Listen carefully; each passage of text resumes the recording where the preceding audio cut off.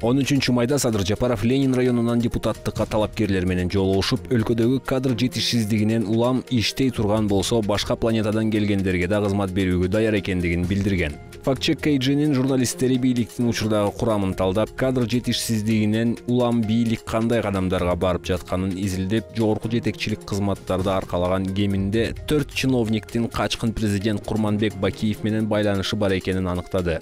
Санариптик өнүктүрүү министри Талантбек Иманов кызматка 2022 жылдын башында дайындалган. Бир кезде Алексей Ширшовдун айдоочусу, ошондой эле ТНК Дастан ишканасынын коопсуздук кызматында иштеген. Жогорку кеңештин жыйынында Ширшов менен иштешкенин тастыктаган.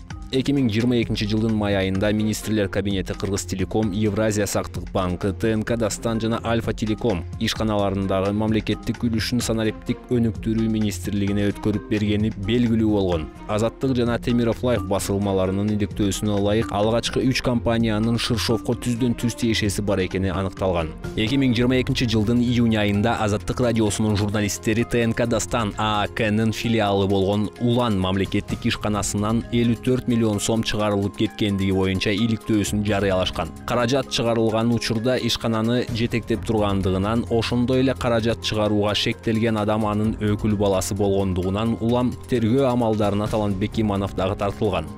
Энергетика министри Талайбек Ибраев Кыргызстандын энергетика министри болуп 2022 жылдын октябрында дайындалган. Бакиевдин учурунда А дегенде Түндүк электр ААКнын коммерциялык директору, андан кийин Кыргызстандын улуттук электрик тармагы ААКнын башкы директорунун орун басары болгон. Талайбек Ибраев үстүбүздөгү жылдын 19 январында Ширшовдун схемалары популярдуу болуп турган 2008 жылы акыркы ирет киргизилген вердик көчүрүүлөрдүн кайрадан киргизилгенин билдирген. 2010 жылдагы революциядан кийин Кыргыз Республикасынын башкы прокуратурасы Ибраевди расмий түрдө Алексей Ширшовдун адамы деп атаган. 2010 жылдын август айында Кыргызстандын улуттук электр тармагы ишканасы тарабынан эски трансформаторлорду жогорулатылган баада сатып алганы үчүн прокуратура кылмыш ишин козгогон. Энергокомпанияга 108 миллион сом зыян келтирилген. Бул иште дагы Ибраевдин ысмы чыккан. Башкы прокуратуранын маалыматына ылайык, Ибраев менен улуттук электр тармагы ишканасынын коммерциялык директору Алексей Викторович Чапаев тендердик комиссиялардын мүчөлөрү менен сүйлөшүп алышкан. Бул кылмыш иши аягына чыгарылгандыгы тууралуу маалымат жок.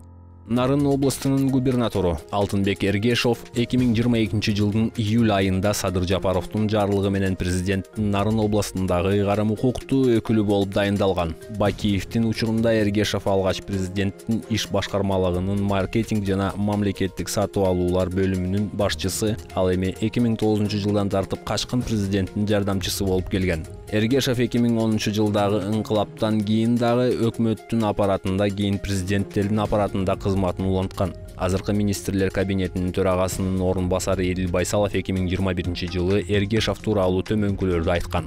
Бул эң сонун тажрыйба, кайсы мамлекетте болбосун, мамлекеттик ишмер биринчи лидердин жанында чоң тажрыйбага ээ болот. Ал чечим кабыл алуу процессине катышат, үйрөнөт. Курманбек Бакиев кандай болсо дагы өлкөбүздүн президенти болгон.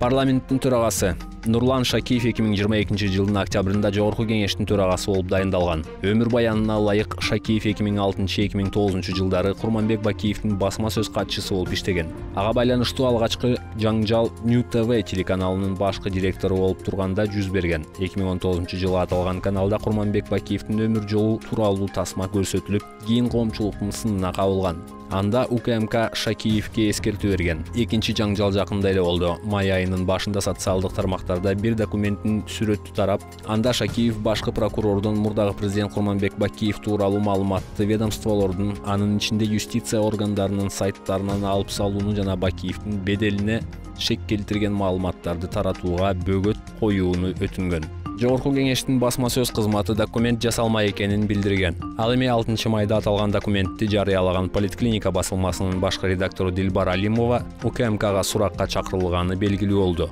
Окуядан кийин басылма Шакиевдин каты тууралуу маалыматты сайытынан алып салган. Эске салсак, Кыргызстандын бийлигинин туу чокусу 3 кишиге таандык: президент, өкмөт башчы жана парламенттин төрагасы.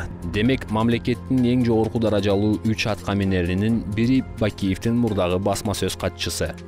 Маалымат катары 2022 жылдын май айында ТНК Дастан ишканасынын мурдагы жетекчиси Алексей Ширшов Кыргызстанга кайтып келген. Бул окуя Бакиевдик доордун кайтып келүү мүмкүнчүлүгү тууралуу кептерди күчөткөн. Анткени Ширшов өзүнүн шыршоодук схемалар менен белгилүү. Бирок президент Кабар мамлекеттик маалымат агенттигине берген маегинде бул кептерди четке каккан. Жыл башында Садыр Жапаров Кыргызстандын экс-президенттери, анын ичинде Качкын Аскар Акаев жана Курманбек Бакиев менен жолугушуп, окуя кыргыз журтчулугунун сынына кабылган. Жооп катары Жапаров жарандарга кайрылып, өткөндүн баарын наразычылыктарды, араздашууларды унуталы деген өтүнүч менен кайрылган.